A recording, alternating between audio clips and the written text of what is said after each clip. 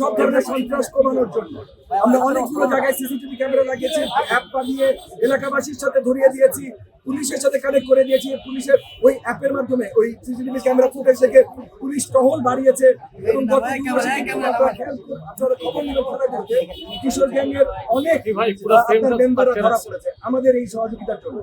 এবং এলাকায় আমরা আপনার কমিউনিটি হাব তৈরি করতে চেষ্টা করছি, যারাও নিয়ন্ত্রণ রাখতে চেষ্টা করছে। আমরা আমাদের মতো কিন্তু ইতিমধ্যে কাজ করছি। সরকার পরিচালনার দায়িত্বে আসলে মাদক ব্যবসায় আমরা কমপ্লিট জিরো টলারেন্স নিয়ে আসবো। কোনো ধরনের মাদক ব্যবসা এখানে হইতে দিব না।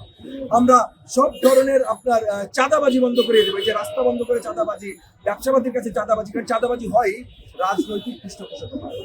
তো রাজনৈতিক পৃষ্ঠপোষকতা চাঁদাবাজি আমরা পুরোপুরি 100% বন্ধ করে দেবো এলাকায়।